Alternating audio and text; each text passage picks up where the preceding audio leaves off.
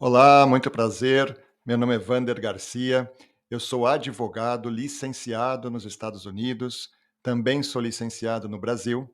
Sou fundador da Vander Garcia Law Firm, que é um escritório de direito, um escritório advocatício especializado em direito imigratório americano.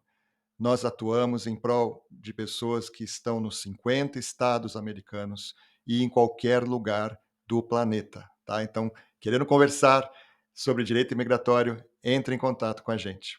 Nós temos aqui um tema muito bom mesmo. Olha, o L1 é um visto, né, para quem deseja morar, trabalhar, viver nos Estados Unidos, espetacular, tá? Esse visto, ele é tão interessante que eu diria o seguinte: se você tem uma empresa no Brasil e essa empresa tem funcionários, está indo bem, né? Tem uma boa condição, tá acontecendo mesmo para valer, tem uma certa capacidade, claro, de investimento.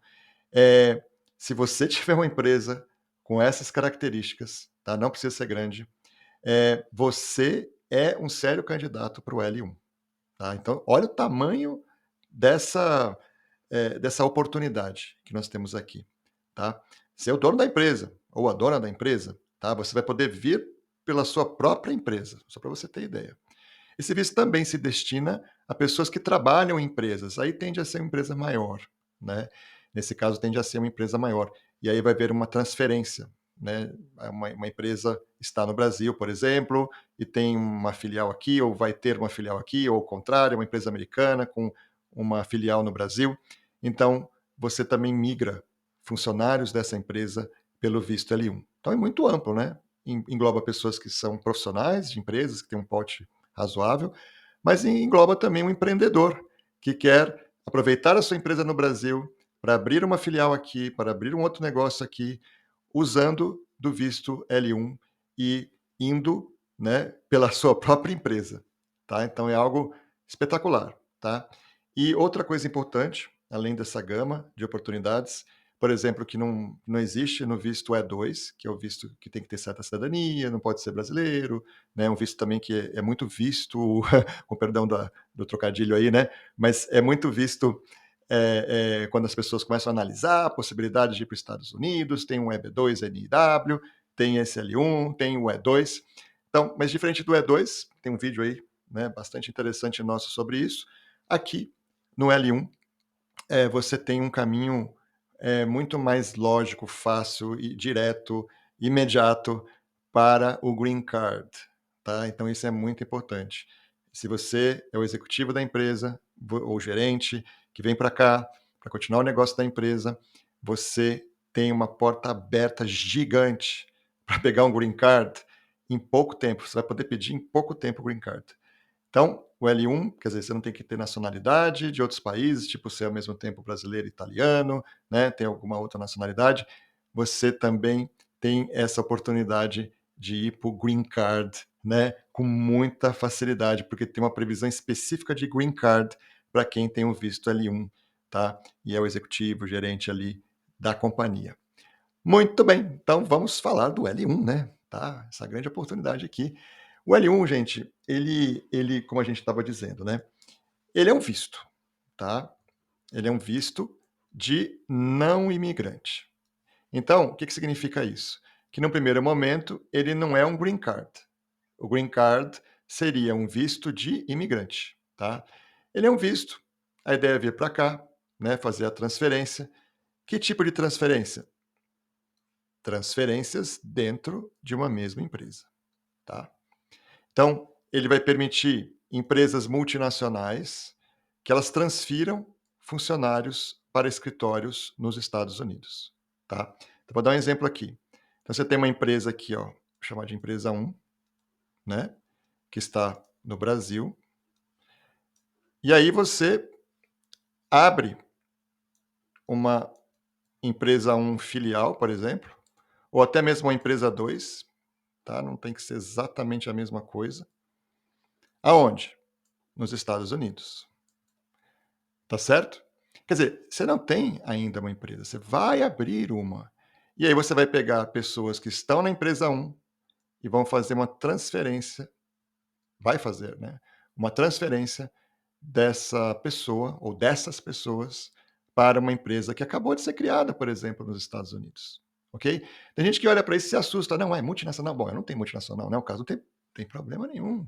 Você tem uma empresa no Brasil, você pode pedir um L1 para abrir uma empresa fora. Ela nem existe ainda, você pede para abrir, tá?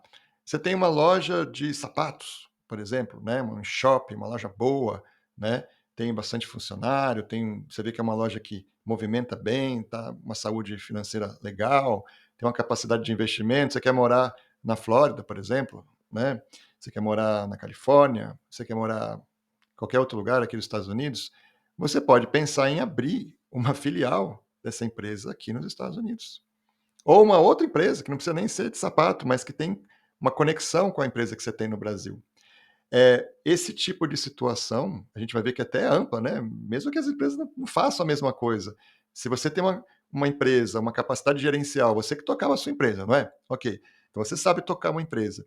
E você está abrindo uma outra empresa aqui, que faz parte aí desse grupo, pode ser uma filial, mas pode ser também uma subsidiária, pode ser uma empresa irmã, que tem uma holding em cima. Não importa. Você está criando uma multinacional para efeitos do L1, né? Você está criando uma multinacional. Você mesmo está criando o seu caminho, né?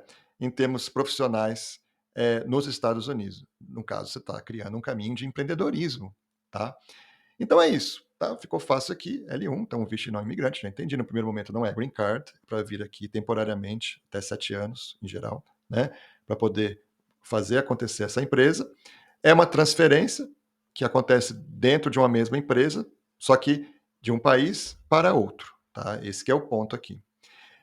A função que você tinha, né, ou tem, no país estrangeiro, então vamos pensar que você está no Brasil, tá? A função que você é o diretor da empresa, né? Você que é o executivo da empresa. Então a função original no país estrangeiro e a função que você vai ter nos Estados Unidos deve ser em uma capacidade dessas três aqui. Tem que ser uma capacidade executiva, gerencial ou de conhecimento especializado. Esse é um ponto importante.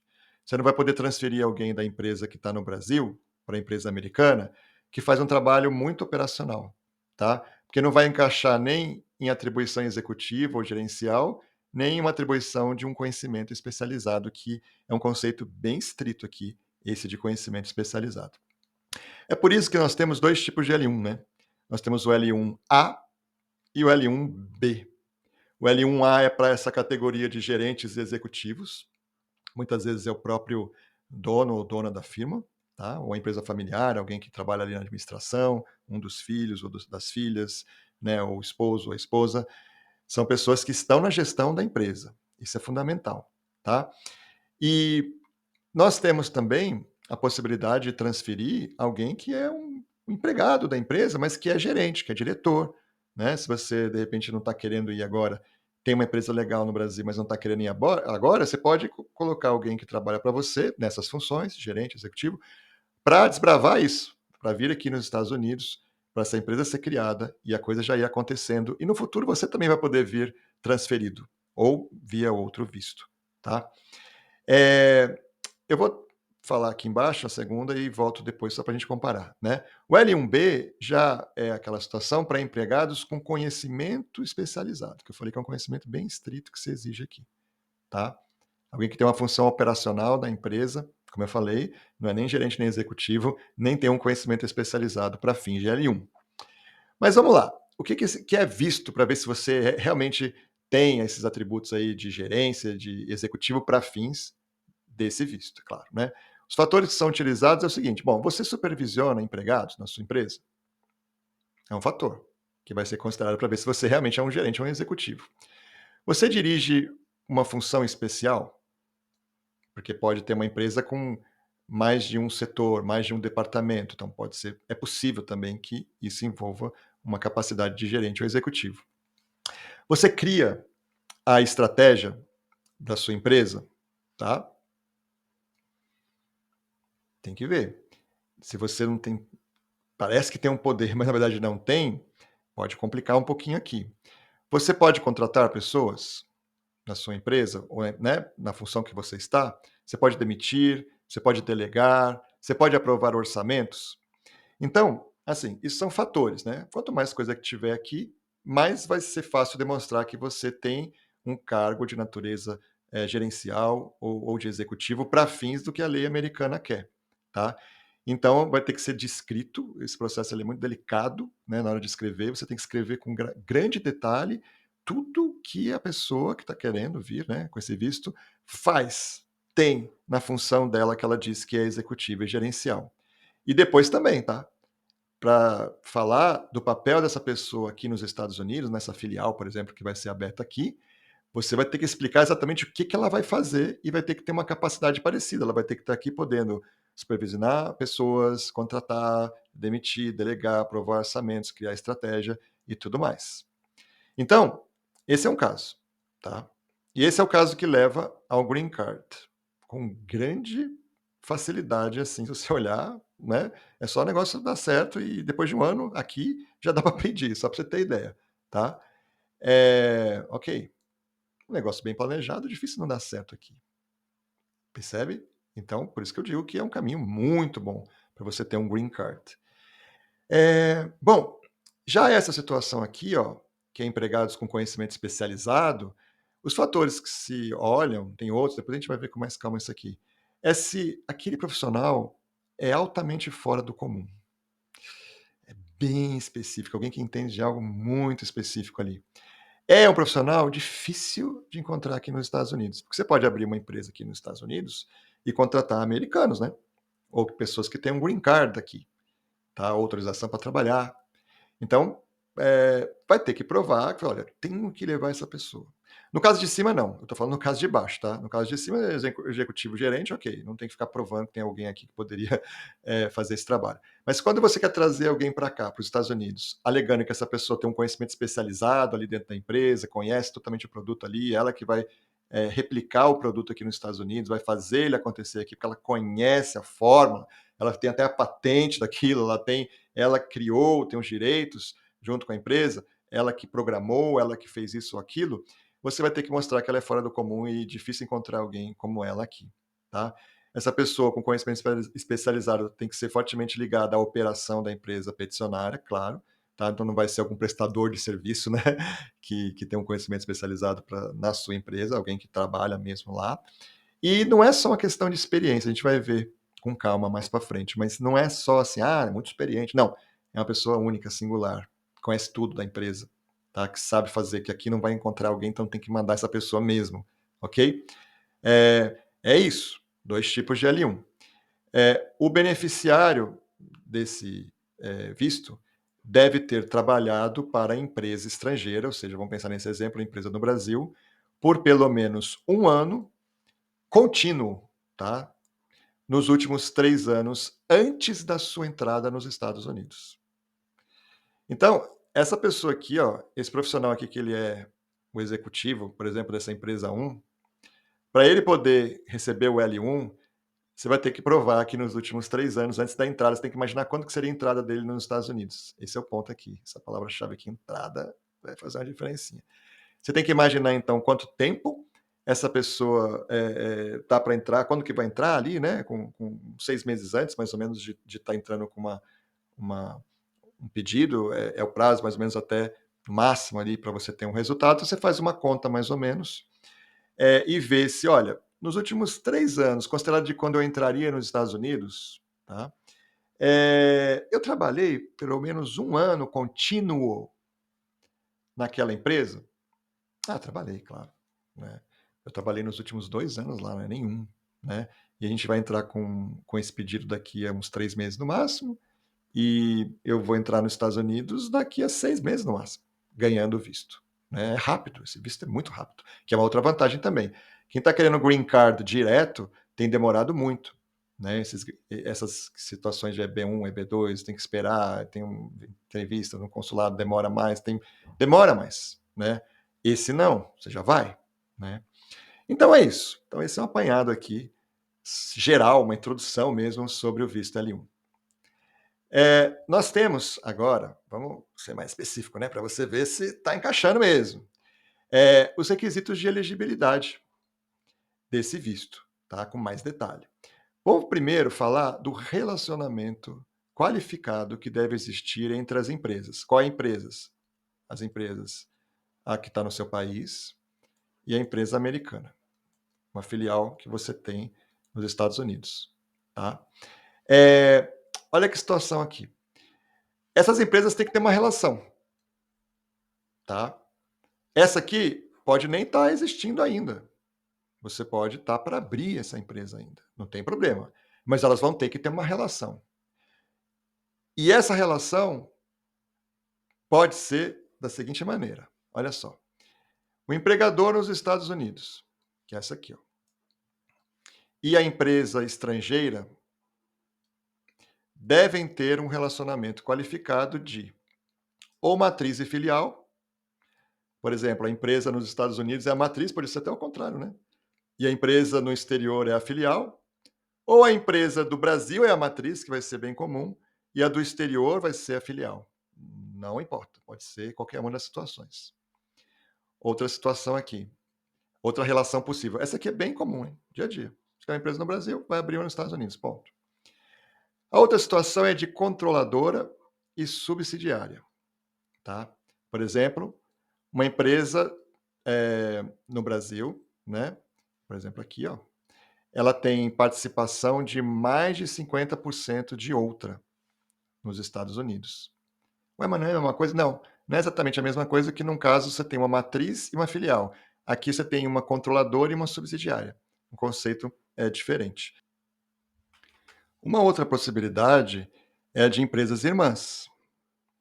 Tá? São empresas que têm um controle comum, podendo ser uma holding formal ou controlada pelo mesmo indivíduo ou grupo de indivíduos.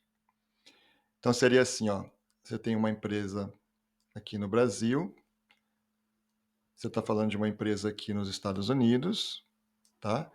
E tem uma outra empresa aqui acima, eu não sei onde ela vai estar, ok? Pode estar em um terceiro país, não tem problema, que vai ser, olha aqui, ó, controladora da empresa do Brasil e da empresa americana. Para efeitos tributários, tem muita questão tributária aqui que pode facilitar um planejamento aqui bem interessante. Daí porque muita gente faz isso. Então, olha que interessante, a empresa do Brasil e a empresa americana, elas não são empresas que têm uma relação direta e imediata. Tá? O que elas têm em comum é que tem uma outra empresa que as controla, ok? Ou que tem um indivíduo que as controla. É bem amplo aqui.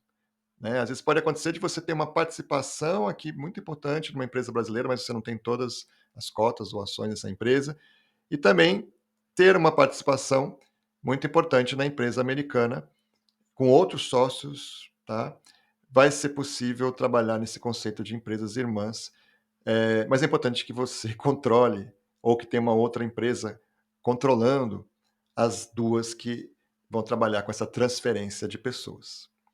Então é isso. O que eu diria aqui, ó, tem que conversar com o advogado, mas tem muitas possibilidades, tá? A gente que eu já tenho uma especialidade grande também em business law, né? Tem até uma pós-graduação em business law aqui nos Estados Unidos, além de mestrado, também fiz doutorado no Brasil, pós-doutorado aqui, enfim. Essas empresas, essas possibilidades em relação às empresas são muito amplas. Sim, deve ter umas 100 configurações possíveis aqui. Então, para cada caso, pode ter uma configuração mais interessante. Isso não costuma ser um grande problema. Tá? O problema é se você só tem 10% de uma empresa e está indo para o Brasil para ter mais 10% da outra, aí isso pode ser um problema. Tirando isso, né, se você tem um controle, não vai ser difícil criar um melhor mecanismo, inclusive para atender questões de planejamento tributário. Bom, como é que eu comprovo, né, essas relações aqui entre as empresas, controladora, subsidiária, etc, etc? Bom, é uma série de documentos, vou dar alguns exemplos aqui, contratos, acordos, registros corporativos, tipo contrato social, aqui tem outros nomes disso, né? Demonstração de propriedade, de cotas, de ações, acordos de acionista, bylaws, né, que são alguns estatutos que tem aqui né, em empresas com corporation, né, que é o nome da empresa. Enfim, aqui é um mundo de formas de comprovar. Esse não costuma ser um grande problema. Essa é a notícia boa. Agora, segundo requisito, né, de elegibilidade do L1. Nós estamos destrinchando agora um a um. Essa parte aí, você viu que é tranquilo. Emprego qualificado no exterior. Tá? Não adianta o candidato, né, a ir morar nos Estados Unidos, querer ir dizendo que tem alguma experiência. Não, eu sou executivo, tenho MBA no Brasil. Bom, esse MBA no Brasil não tem o mesmo valor dos americanos, né? Que aqui é um mestrado mesmo, no Brasil virou tipo uma pós-graduação lato sensu. Não é esse o ponto. A lei nem está preocupada se você tem MBA. Para esse visto L1, não está nem preocupada. Tá? O que é necessário é que o candidato, né, a vir morar aqui, ao visto L1, ele deve ter trabalhado para a empresa no exterior, ou seja, a empresa, vamos supor que está aqui no Brasil. Mais uma vez, as duas empresas, essa aqui já existe, essa aqui vai ser criada. Ou já está criada, não tem problema. Esse trabalho, a gente já viu, pode ser numa função executiva, numa função gerencial ou uma situação de conhecimento especializado. Até eu já sei.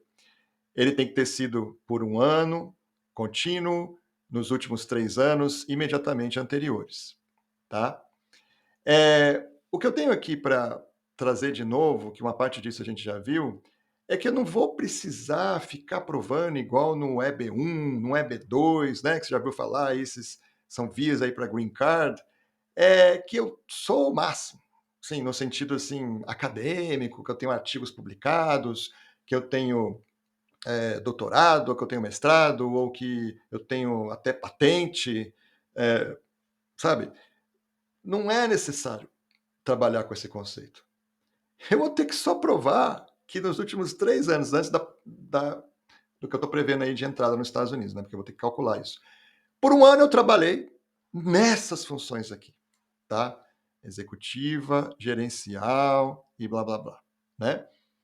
E a outra função de conhecimento bem especializado. Eu estou dizendo isso, estou reforçando isso, porque assim, eu vejo, né, que muita gente quer já pegar o green card direto e tal, e às vezes a gente está com um problema de conseguir mostrar que a pessoa se enquadra nos requisitos do EB1, bem complicado, muito avançado, e do EB2 e NIW, que era para ser mais simples, mas como tem o tal do NIW, você tem que provar interesse nacional, etc., acaba que a pessoa tem que ser um currículo assim, tá um pouco difícil, essa é a verdade, tá bem rigoroso. E às vezes você tem um profissional que é um cara perfeito, né? Executivo de primeira linha, tá? Ou tem um conhecimento especializado também de primeira linha, que pode ser difícil encaixar no EB1 ou no EB2, mas aqui vai correr solto. Eu não vou ficar tendo que analisar tanto o currículo dessa pessoa. Eu vou ter que mostrar o que ela fazia na empresa no Brasil. E que ela está indo para os Estados Unidos fazer algo semelhante, tá? Essa que é a ideia. Então isso ajuda muito. Você não tem que ficar provando muita coisa aqui sobre você. Você tem que provar coisas sobre o que você trabalhou e sobre o que você vai trabalhar. Esse é o ponto nessa parte da petição, né? Esses 3 anos eu já te avisei, você vai contar, os últimos 3 anos, né? De quando for a sua possível entrada nos Estados Unidos. Então você tem que estimar que, quando estiver fazendo essa conta, que daqui a 6 meses você vai entrar. Aí você olha, pega 6 meses de hoje, puxa 3 anos para trás e vê se nesses 3 anos você terá trabalhado pelo menos um ano contínuo na empresa estrangeira, ou seja, na empresa, nesse exemplo que eu estou dando, no Brasil. Tá? Se você já está nos Estados Unidos, porque tem gente que já está aqui, de repente estava fazendo até um mestrado aqui, mas tem um requisito de um ano, que veio aqui, fez o mestrado, mas já tinha trabalhado 2 anos na empresa no Brasil, também dá. Tá? E esse prazo de 3 anos é contado da última admissão que ela teve nos Estados Unidos, quando ela entrou pela última vez nos Estados Unidos, aí que eu vou computar esses 3 anos aí anteriores. Como é que eu comprovo que eu tive um trabalho na empresa lá no exterior, na sua empresa, né? De ordem executiva, gerencial, conhecimento especializado, por um ano, nos últimos 3 anos? Eu comprovo com documentos normais, né? De que contrato de trabalho, ou uma carta de emprego, olerites, declaração da empresa, escrevendo as funções. Se você é o sócio, vai constar lá, você vai ter estatuto social, contrato social. você vai ter documentos, né, demonstrando que você está apontado, né, como um representante legal, como executivo da empresa. A própria empresa deve fazer, né, uma declaração, uma carta, tá? Também não é complicado. Tem que ficar atento para ver quais são suas funções na empresa brasileira e o tempo, se você está cumprindo o tempo. Muito bem. Terceiro requisito: posição qualificada também nos Estados Unidos, ou seja, na empresa americana. Então, a gente estava num exemplo em que a empresa no estrangeiro era no Brasil, já tem ou vai abrir uma empresa nos Estados Unidos, ótimo. Eu tenho uma pessoa no Brasil que tem uma posição executiva, gerencial ou de conhecimento especializado. Eu estou mandando essa pessoa para os Estados Unidos e nos Estados Unidos ela também vai ter que ter uma função ou executiva, ou gerencial, ou de conhecimento especializado. É isso que o requisito traz, tá? E isso vai ter que ser descrito com todo o detalhe possível, tá? Então você pega aqui, ó, no L1A, de funções executivas e gerenciais, você vai ter que explicar tudo o que a pessoa vai fazer nos Estados Unidos nessa função executiva ou gerencial. Você pega aqui no L1B, que é aquela de conhecimento especializado, você vai ter que mostrar tudo que ela vai fazer com o conhecimento especializado dela aqui nos Estados Unidos. Então a petição, só para lembrar, nós temos aqui, ó, mostrar o relacionamento entre as empresas, mostrar o que era feito lá na empresa no exterior, o que aquela pessoa fazia na empresa no Brasil, para ficar mais fácil, e mostrar o que ela vai fazer na empresa americana. E é óbvio que tem que ter, no caso do conhecimento especializado, uma relação essencial. Você está trazendo alguém para os Estados Unidos justamente porque, tipo, quase que só aquela pessoa sabe fazer aquilo, então vai ter que ser ela mesma. Não dá para mudar muito de ramo aqui, nesse caso, de trazer alguém com conhecimento especializado. Já numa função executiva e gerencial é diferente, tá? Nossa, é comum, você pega um caso lá de alguém que tem, por exemplo, um hotel, uma pousada legal lá no Brasil, e vem para cá, né? A pessoa é o dono e gerenciava esse hotel, vem aqui para abrir um restaurante. Tudo bem, porque a sua habilidade é gerenciar. Então é mais tranquilo nesse tipo de situação trabalhar com uma empresa que às vezes nem é exatamente, não faz exatamente a mesma coisa, tá? Tem que estar no mundo parecido, óbvio que isso que vai ajudar, né? Mas não tem que ser exatamente igual nessa ideia de função executiva e gerencial, né? A não ser que o que você vai fazer na função executiva e gerencial nos dois lugares seja, claro, uma coisa que não tem relação alguma, né? Tá? Você mexe com empresas de restaurante, de hotel, coisas físicas, você vai vir para cá para fazer software, né? Pode ser um problema, isso vai ser complicado, tá? Porque talvez é um tipo de gerenciamento que não combina, bem diferente de uma empresa dessas naturezas que eu falei. Sobre conhecimento especializado, eu tive que abrir aqui como se fosse um outro requisito, um quarto, mas é um quarto mais só para quem é conhecimento especializado mesmo, né? É um destrinchamento, vamos assim, dar detalhes, né? Do que é isso. Porque, olha, sendo bem honesto com você, isso aqui teve muito problema no passado, tá? Infelizmente. No passado, estavam mandando pessoas para cá dizendo que tinha conhecimento especializado e não era nada disso. Era para fazer coisas operacionais. Tá? Era até na área de TI, aconteceu muito na área de TI, mas eram coisas assim mais ou menos normais, que não era alguém assim que tinha que ser só aquela pessoa. Porque você lembra que conhecimento especializado tem que ser alguém que seja até difícil encontrar alguém nos Estados Unidos que possa fazer a mesma coisa. Por exemplo, teve muitas empresas da Índia, né, que fizeram essa trajetória, trazendo pessoas da Índia para os Estados Unidos para fazer alguma coisa mais tranquila de TI. No sentido de tranquila, em que sentido? De que teria mão de obra aqui nos Estados Unidos. Tá entendendo? Então, é muito perigoso isso aqui. É mais difícil até quando se trata de trazer alguém com conhecimento especializado. Bom, vamos aprofundar então isso, né? Você tem que demonstrar um nível super avançado aí de conhecimento daquela pessoa nos produtos e serviços da empresa, tá? Então você tem a empresa aqui no Brasil, uma empresa nos Estados Unidos, tá? Essa pessoa aqui trabalha conhecimento especializado, né, no Brasil, tem um software, por exemplo, que ela desenvolveu, que ela conhece, que ela sabe tudo, né? ela realmente é o coração ali daquele software, de desenvolver mesmo, de ajudar também até na venda, muitas vezes, né. Você tem uma pessoa que está nessa relacionamento com o cliente, manutenção, quer dizer, um expert daquele produto desenvolvido nessa empresa aqui, ó.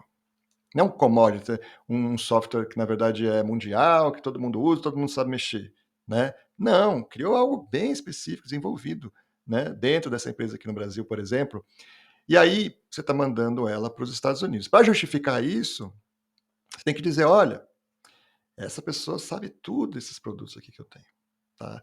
Ela entende até dos processos e procedimentos para continuar desenvolvendo esse produto nos Estados Unidos, que vai ter que adaptar algumas coisas, ela conhece como fazer isso. Ela conhece toda a tecnologia, equipamentos, metodologias, tudo para poder fazer isso acontecer, tá. É o gerente desse produto aí, né. Bom, aí você fala: "Bom, mas aí, quem sabe ela pode vir como gerente", talvez, tá. Mas se você trabalhar com a ideia de conhecimento especializado, você vai ter que dizer que aquela pessoa, ela tem um conhecimento único, singular, que vai ser difícil alguém aqui nos Estados Unidos ter o mesmo conhecimento. No mais, são questões técnicas que o advogado às vezes usa uma situação para trazer alguém que eventualmente poderia encaixar tanto em conhecimento especializado como como executivo ou gerente. E aí o advogado muitas vezes, se for possível encaixar como executivo ou gerente, ele vai fazer isso, se for possível, porque vai ser um pouco mais fácil, porque isso aqui tem um escrutínio mais alto, tá. Lembrando que isso aqui também não dá o green card necessariamente, lembra? O outro de função executiva e gerencial dá o green card, então, dentro do possível, quem sabe transferir para aquela outra situação. Mas enfim, vai ter que comprovar o conhecimento especializado, difícil de encontrar nos Estados Unidos, vai ter que descrever detalhadamente todas as habilidades daquele candidato, olha como já envolve agora descrever habilidades, né? Coisa que a gente não falou tanto assim quando se trata de executivo e gerente. Sim, a gente vai ter que descrever, obviamente, mas do que ele faz mesmo dentro da empresa.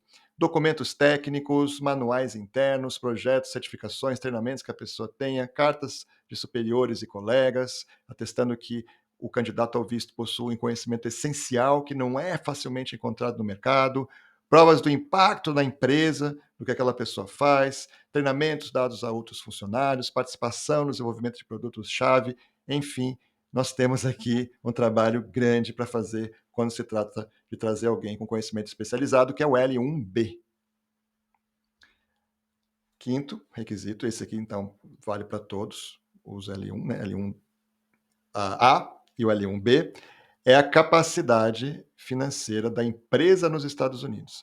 Gente, a empresa nos Estados Unidos é quem vai pagar o salário dessa pessoa, né? Então a empresa tem que ter uma capacidade de não só, né, pagar o salário, mas também de operar, de dar lucro, de crescer, de contratar outras pessoas, até porque se não tiver funcionário aqui vai ser difícil manter a empresa aqui, pensa bem, né? Como gerente, ou como executivo, você vai gerenciar o quê? Que executivo que você vai ser se não só tem você? Não pode, né? Não pode. Então tem que mostrar essa capacidade financeira aí.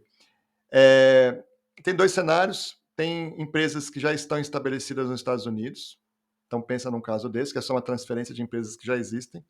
Então, nesse caso é um pouquinho mais tranquilo, né, deve demonstrar que a empresa tem uma receita, né, pra poder manter, né, as suas operações e pagar o salário do beneficiário. E aí, se é uma empresa já existente, nesse caso, é só pegar as demonstrações financeiras, balanços, demonstrações de resultados, relatórios de lucro líquido e contratos ou propostas de negócios que evidenciem a viabilidade financeira da empresa, tá?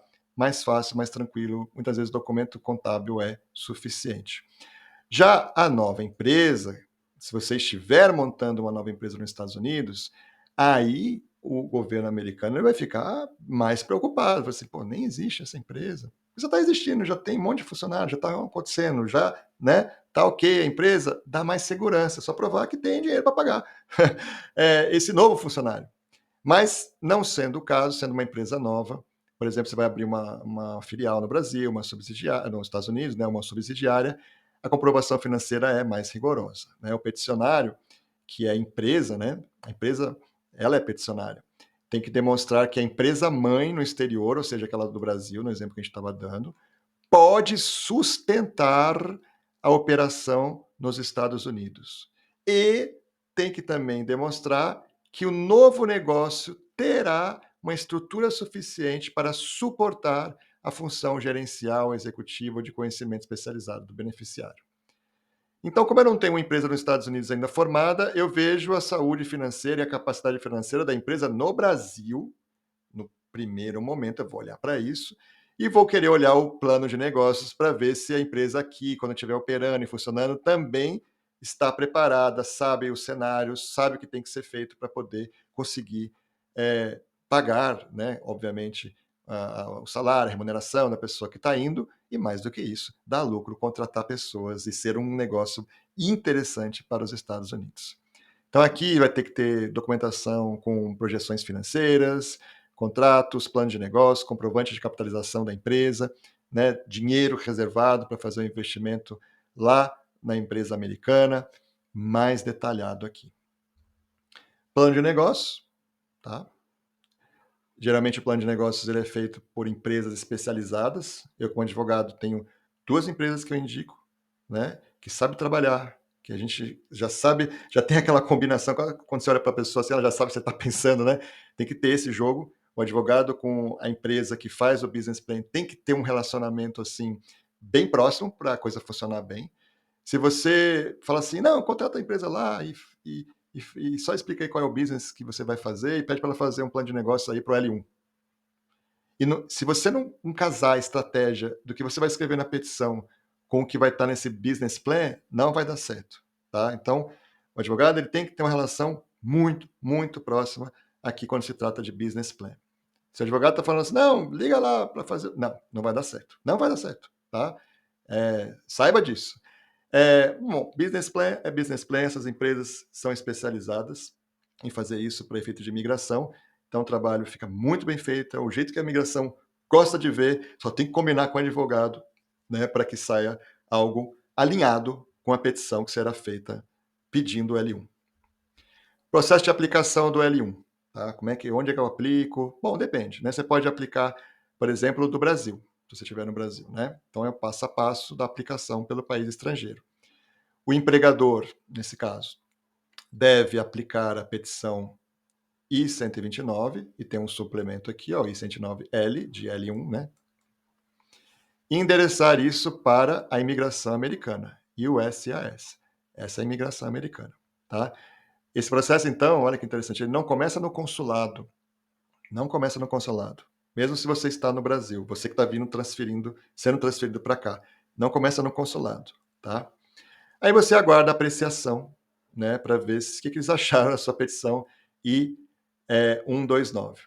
Se você pagar o Premium Processing, que é $2.805, o seu caso é julgado em 15 dias. Em 15 dias você já vê se eles gostaram do seu projeto, essa transferência está ok, L1 foi aprovado, maravilha, tá? Foi aprovado, na verdade, uma petição. Essa é a parte ruim que eu tenho para te dizer. Vai ter que passar pelo consulado ainda para isso virar realmente um visto, tá? Então, como eu falei, você está feliz, óbvio, porque é uma fase importante mostrar que a empresa é viável, que está tudo certo, que está tudo certo com a parte que envolve o Brasil, o que fazia no Brasil, o que vai fazer nos Estados Unidos, plano de negócios, dinheiro, já está tudo certo. Só que agora eu tenho que passar pelo consulado, se você está no Brasil, né? Que é o Brasil que te dá o visto mesmo estampado no passaporte. Não vai vir um visto pelo correio para você se aprovar aqui 129, entendeu? Tá? Então, se você está no Brasil, aplica, vai correr aqui nos Estados Unidos o caso, depois, ganho, aprovado, você vai ter que fazer uma petição, né? Ou o seu advogado, isso aqui é coisa para fazer com advogado, tá? L1 tem que fazer com advogado. Licenciado nos Estados Unidos, tá? Porque um advogado que não é licenciado aqui nem pode dar conselho jurídico para você. E aqui é toda hora tendo que responder dúvidas jurídicas. Isso aqui não é só preencher formulário, não.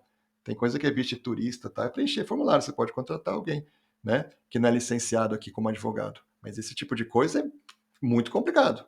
Muito mesmo. Então você vai oferecer aqui uma petição, né? Dizendo, foi aprovado lá, tá tudo certo, minha petição 1 e 129, tá tudo ok. Preenche aqui, o advogado preenche. tem documentação para apresentar, e aí tem um consulado, né? E você vai participar de uma entrevista, e nessa entrevista é visto uma série de coisas, mas essencialmente questões de segurança, né? Questões de antecedentes criminais, seu histórico, aquelas coisas igual um visto de turista. Aliás, é a mesma petição, né? O DS-160 é usado para pedido de visto de turista, visto de estudante, tá? E é usado também aqui para conseguir o L1. Obviamente que no consulado, algumas coisas que já estão decididas podem até ser revistas, tá? Porque agora você está apresentando documentos originais, né? No outro caso era tudo cópia. É possível que o consulado possa ir além, né? E querer rediscutir algumas coisas, tá?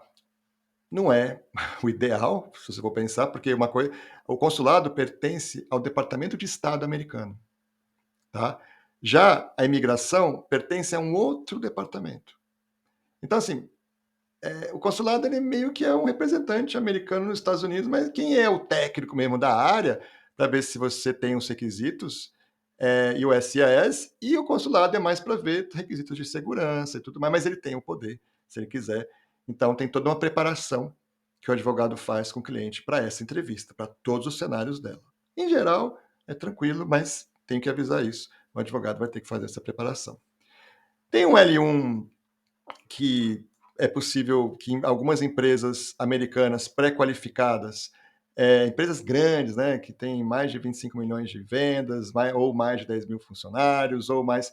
Tem alguns casos que você já está pré-qualificado, tá? Nesses casos aí você entra, é bem mais fácil, você aplica no próprio consulado, que são empresas que estão acostumadas, né? Tem lá a GM, General Motors, né? Tem nos Estados Unidos, tem no Brasil. Gente, empresa gigante, né?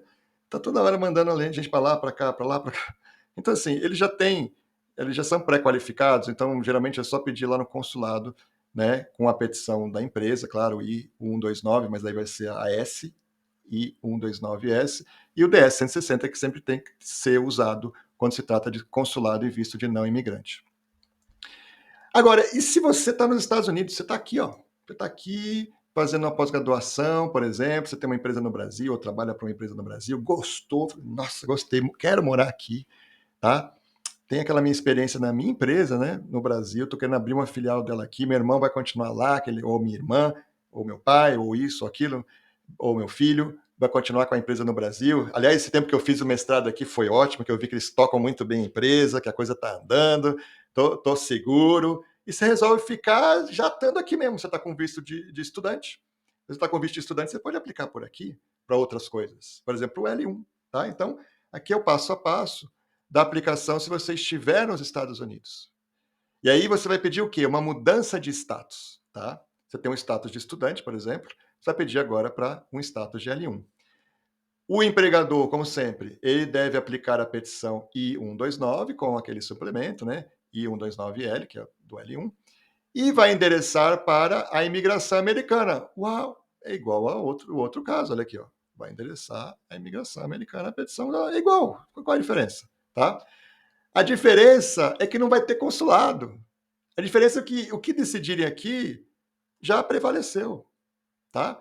Se você pedir o Premium Processing, $2.805, vai ser julgado em 15 dias. Quer dizer, você está aqui como estudante, terminando algum curso, uma pós-graduação, uma certificação, alguma coisa. De repente, você não quer ficar, contrata um advogado, faz um plano de negócios, aplica daqui mesmo, paga o Premium Processing, em 15 dias já está saindo o resultado. E esse resultado vai já mudar o seu status. Você vai sair de F1 para L1 numa tacada só. Tá? Só tem um problema. Se você aplicou daqui, você não vai ter um visto no seu passaporte. Você vai ter um status de L1 aqui, tá? Esse é o problema. Isso significa que se você voltar ao Brasil, depois de uns 6 meses, um ano, você já está aqui como L1 agora, já está começando o business aqui. Se você voltar para o Brasil, você vai ter que pedir o visto L1. Tá entendendo?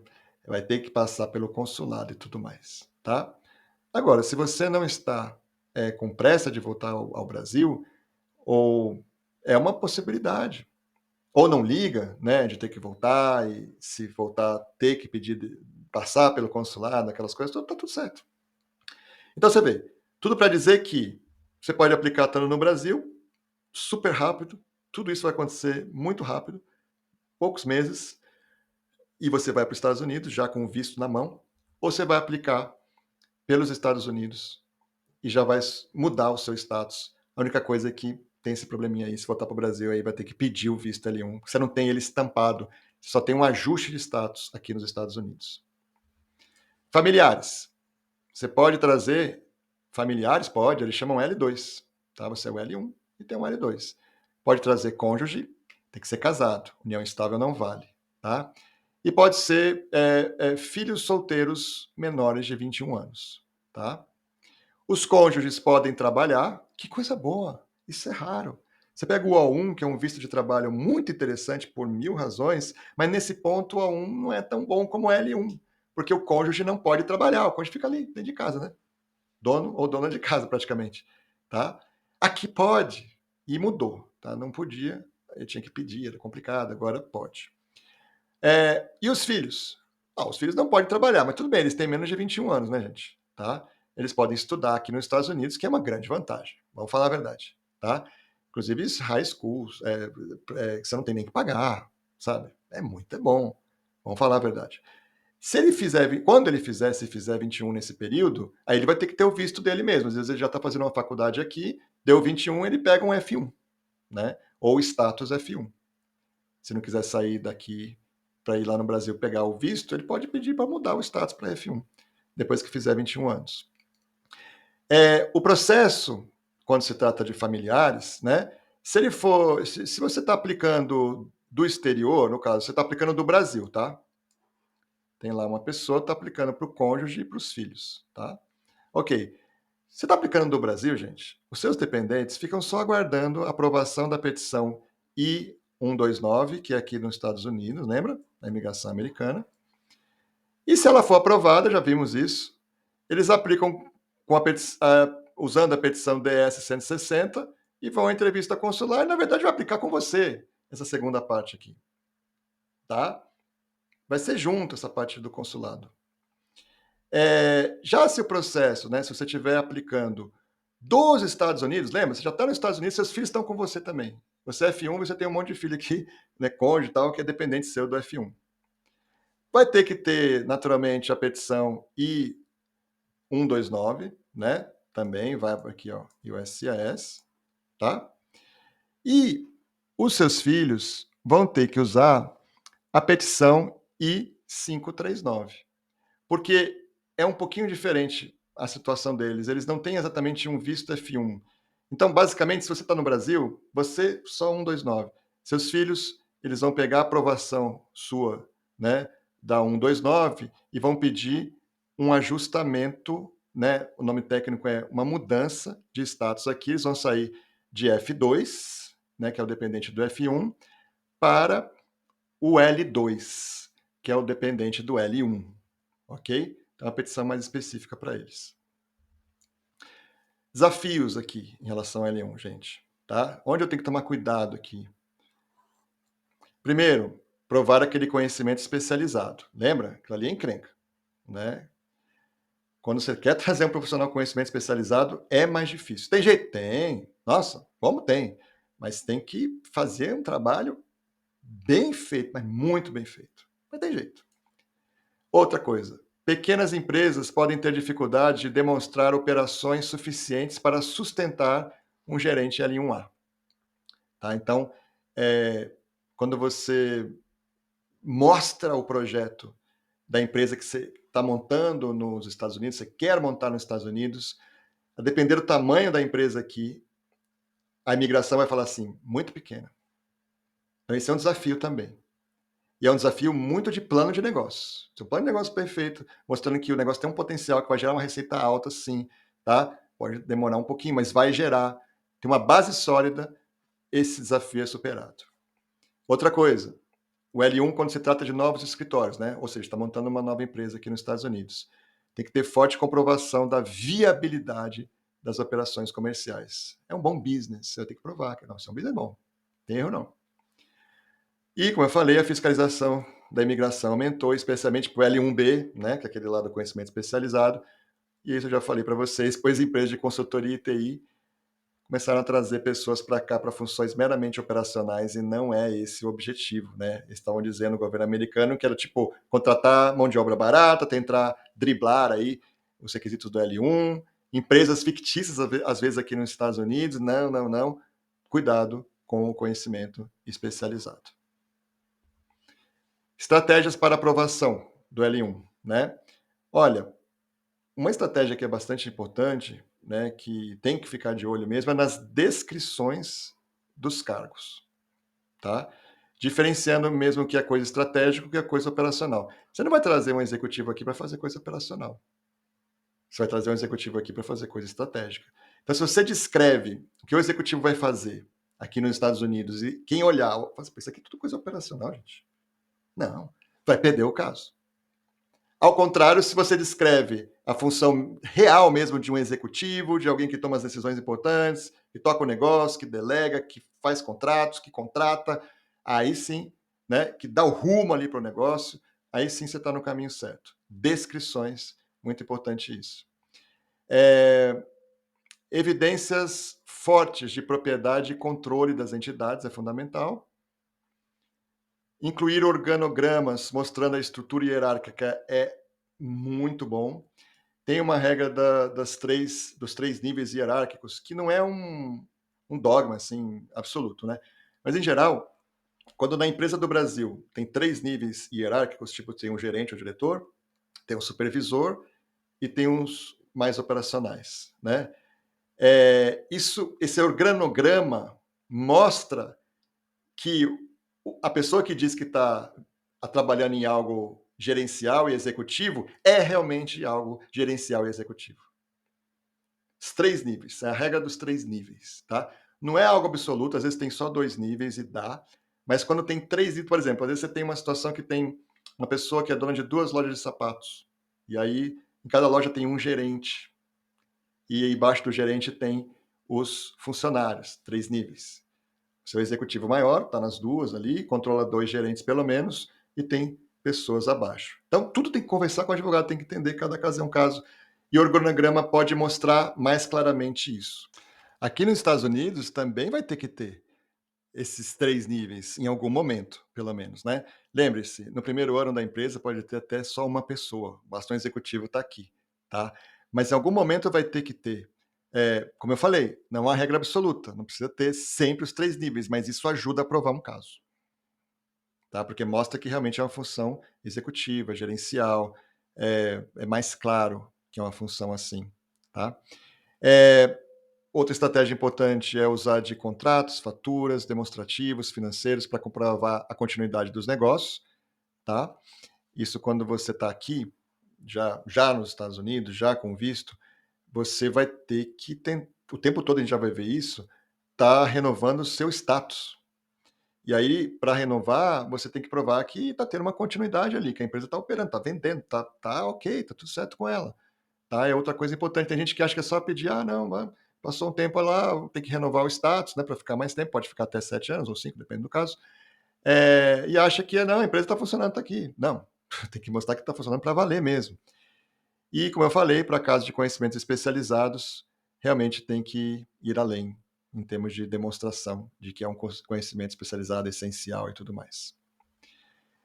Esse é um tema importantíssimo, tá? Que você que está gostando aí, né, do L1, tem esse tema aqui, tem mais um só, que é a questão do Green Card. Essa aí interessa, na verdade? Tá? Como é que eu transformo o L1 em Green Card? Mas esse é um tema importante, você vai ter que entender bem esse tema aqui para ver se você está querendo passar por isso. Não é nada grave, tá? Mas é uma coisa que as pessoas acham, pedi o visto L1, vou ficar lá de boa, de repente eu vou pedir um Green Card e pronto, resolvi minha vida. Não. Não é nada disso. A gente tem que entender melhor, pé no chão, e eu quero te explicar como é que funciona essa questão da permanência e do visto. Olha que interessante, né, em relação ao visto L1. Primeira coisa, você tem que entender que visto não é a mesma coisa que status, tá?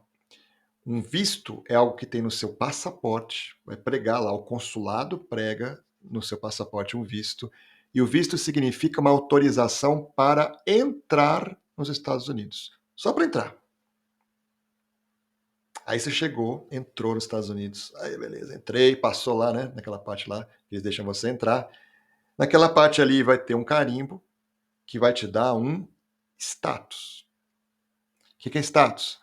Status agora é o direito de permanecer nos Estados Unidos por aquele tempo que o status prevê. Consegue ver a diferença? Visto é o direito de entrar nos Estados Unidos. Só isso, só entrar. Status é o direito de permanecer naquele período lá, né, que for determinado para mim nos Estados Unidos. Isso é fundamental, tá? Se você não entender essa diferença, você não vai entender essas regrinhas que tem, meio chatinhas, tá, mas que dá para resolver, né? Dá para contornar em relação ao que acontece com quem entra com L1 nos Estados Unidos. Os vistos L1, né, quando você ganha um, você vai lá no consulado, chega aquele passaporte bonito lá com você com o adesivo, dizendo que você tem um visto L1. Lá naquele adesivo vai constar que o seu visto é de 2 anos. É a regra para brasileiros. Tem país que pode ser mais ou menos, tá? Brasil, 2 anos. Ok. Aí você vai entrar nos Estados Unidos com esse visto, não vai? Ok. Quando você entrar aqui, eles vão dar um status para você de 1 ano, se você estiver abrindo um escritório novo, e de 3 anos, se é um escritório que já existe aqui. Quando fala escritório, é assim, tipo, se a empresa é nova, vai dar 1 ano só de status para você, para começar a brincadeira. Se a empresa já existe aqui nos Estados Unidos, vão dar 3 anos de status para você. Então vamos traduzir isso? Visto. O visto significa que por 2 anos você pode entrar nos Estados Unidos. Você vem para cá, fica 6 meses, volta para o Brasil. Quando você entrar aqui de novo, tá ok, porque está dentro dos 2 anos. Depois de 2 anos, o visto expirou. Muitas vezes você está com status aqui numa boa, mas se você voltar para o Brasil, vai ter que pedir um novo visto ao retornar para os Estados Unidos. Tá claro isso? Então vamos lá, vamos pegar um exemplo concreto. Eu peguei o visto, entrei aqui nos Estados Unidos, tá? Meu visto aqui é de 2 anos, né? Eu tenho um visto, por 2 anos eu posso entrar nos Estados Unidos. Peguei um status. Quando eu entrei nos Estados Unidos, e é de 1 ano, porque era meu escritório novo, eu vim aqui montar uma empresa. Deu 1 ano, apesar de meu visto ainda estar válido, meu visto é de 2 anos. Meu status não está mais. Eu não posso permanecer nos Estados Unidos mais. Eu teria que sair, entrar de novo e ganhar um novo status. Seria essa a ideia. Mas, bom, o certo aqui é você pedir uma extensão do status. Tá? Então você vai fazer um pedido de extensão, uma petição I-129 vai ser enviada por uma empresa americana, né? Que você está aqui numa empresa americana agora. E ela deve ser recebida pela imigração antes da expiração do status. Você não vai mandar depois de 1 ano exatamente, né? Senão você não tem mais status depois de 1 ano. Então, você entrou aqui nos Estados Unidos, está dando 1 ano ali, tem que aplicar. A imigração recebe esse pedido aí para uma extensão de status e você vai receber uma extensão de status, só que agora 2 anos. É de 2 em 2 anos agora. Então, primeiro foi 1 ano, aí você vai lá, pediu, agora te deram mais 2 anos de status. Yes! Maravilha! Você continua aqui, tá? Vai de 2 em 2, pedindo extensão, só que é no máximo 7 anos, quando é o L1A, que é o do executivo, tal. No máximo 5 anos, L1B. Então, a somatória das extensões não podem passar, né, de 7 anos ou 5 anos. Passou, né? Mais de 7 anos ou mais de 5, você vai ter que ficar pelo menos 1 ano fora dos Estados Unidos para poder reaplicar e começar tudo de novo. Obviamente, se você é L1A, obviamente que você vai ver isso na tela seguinte, provavelmente já terá pedido o Green Card. Então, esses 7 anos aí não vai fazer muita diferença. Isso aí é mais para quem não quer Green Card. Aí vai ficar 7 anos. E é que vai ter que ir embora. Fica 1 ano fora e pede de novo o L1. Tá? Esse pedido de extensão dos status,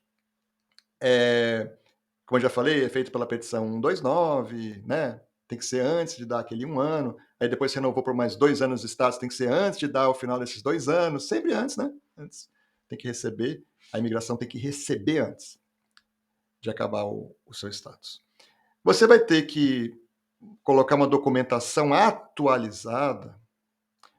Você já tem uma petição de L1, certo? Só que agora você vai atualizar os dados. Você vai mostrar que ainda existe um relacionamento entre a empresa brasileira e a empresa americana.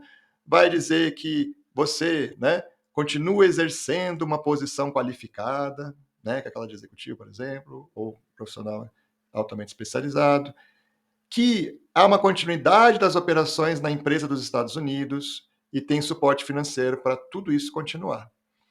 Então você vai ter que trazer alguns elementos aí, né? Então é um custo, eu sei, né? Mas você está falando de um negócio muito valioso.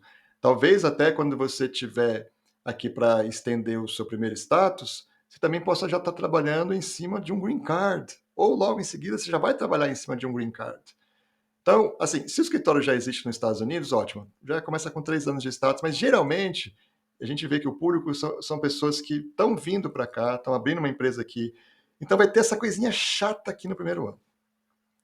Mas tudo já planejado, tudo já conversado com um advogado, pode até já fazer um pacote com o advogado, ele fala, olha, melhor a situação aí, já faz meu primeiro ano, né, já vamos deixar acertado isso, tudo para poder otimizar custos, que isso vai ser bem importante, você tem que investir o dinheiro no seu business aqui nos Estados Unidos. Agora, e a renovação do visto em si? Né? Olha, ter status aqui é bom, que você continua, né? Mas se o seu visto já expirou, já está no 4º ano aqui. Ó. Você tinha 1 ano de status, ganhou mais 2 anos, aí ganhou mais 2 anos. Tá? Então você está aqui mais ou menos ó, na linha do tempo. Né? Você está no seu 4º ano, só ficar poder até 7, se for aquele caso lá, mais 2. Seu visto já foi embora aqui, ó, mais ou menos, nessa linha do tempo. Tá? Isso significa o quê? Se você quiser, depois dos 2 anos, poder continuar indo e voltando para o Brasil, você vai ter que também pedir visto lá no Brasil novamente, tá? É tranquilo, né? Só que vai custar, né? Vai ter um custo aí, vai ter que passar pelo consulado. Eu acho o seguinte, quem está entrando no L1 tem que pensar que você já entra com business aqui, para ganhar dinheiro aqui, não tem metade da dificuldade de provar currículo, ter aquelas questões de green card, que os Estados Unidos é tudo às vezes meio assim, para você conseguir o green card direto, né? Nada, bem mais tranquilo. E algo que vai depois ser tranquilo ter o green card. Mas é no segundo momento. Mas você pensa assim, gente, isso aqui é muito vantajoso, então qual é o problema? Né? De eu saber desde já que eu vou entrar, vou ganhar, vou ficar um tempo, depois vou ter que contratar de novo um advogado, ou quem sabe já está acertado isso, para ele fazer uma extensão de 2 anos, que, claro, muito mais fácil fazer uma extensão de 2 anos do que o processo original, mas vai dar um trabalhinho ali. E também, depois de 2 anos, vou ter que voltar para o Brasil para poder pedir um outro visto. Pronto, é só botar isso na cabeça. E botar na cabeça também que quanto antes você aplicar para o Green Card, esse problema não vai existir mais. Porque aplicando para o Green Card, você estando aqui, você vai pedir um ajustamento de status. Ao pedir o ajustamento de status, você vai poder pedir uma autorização de viagem. Entendeu? A autorização de viagem vai poder permitir que você vá e volte. Sem ter essa coisa de visto, vai ser muito melhor. Vai ser muito mais fácil. Tá? Tem alguns probleminhas aí que você vai ter que conversar com o advogado para entender melhor como é que é o ajustamento de status. Tem algumas limitações, mas em geral, se você for com essa cabeça, olha, eu sei que tem uma burocracia no meio do caminho, mas vou pedir o green card assim que puder e vida que segue. Agora sim, green card. Como é que eu transformo o L1 num green card? Olha que legal que é isso aqui. O visto L1 pode ser um caminho para o green card, especialmente para os titulares do L1A. Tá? O processo mais comum é através da categoria EB1C, tá? Que é executivo ou gerente de multinacional. Só para lembrar, ó, tem aquele EB1 clássico. Você pega, por exemplo, scholars, pesquisadores, artistas, atletas de altíssimo nível, né? Pessoas mesmo que produzem ciência, que tem muito artigo e tudo mais. Você tem aqui o EB2, NW, né? O EB2 clássico também, com oferta de emprego, e por aí vai. O que nós estamos falando é que dentro do EB1 tem essa categoria aqui, ó, nova, que geralmente o EB1 é o EB1A quando a gente fala dele, tá? Mas tem um EB1C.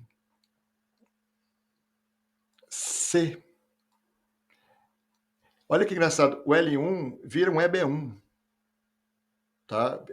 Vira um green card, na verdade, via um caminho EB1, EB1C. Mas quais são os requisitos para o EB1C?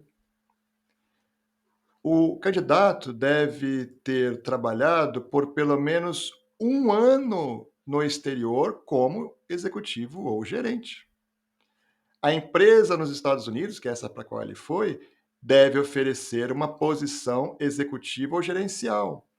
E a empresa nos Estados Unidos deve ter operado por pelo menos um ano. Gente, mas não é isso mesmo que você veio fazer aqui nos Estados Unidos? Você saiu do Brasil. Olha que coisa.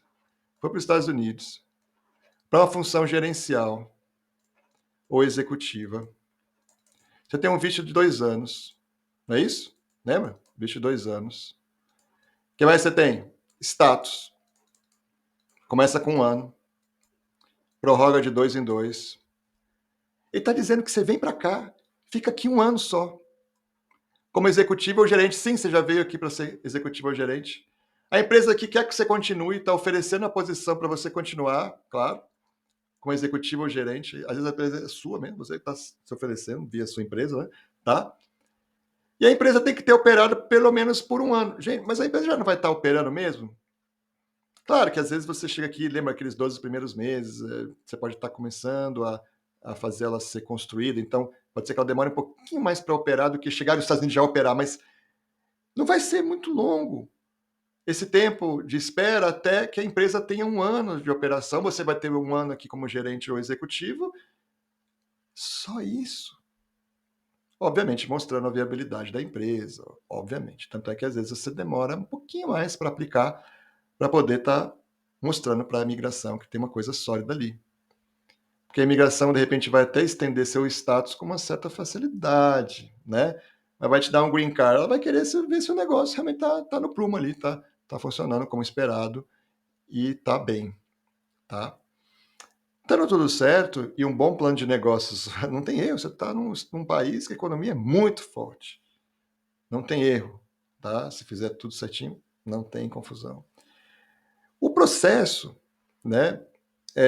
Como é que ele funciona? A empresa nos Estados Unidos, a empresa americana que foi criada, ela que patrocina o Green Card para esse executivo ou gerente.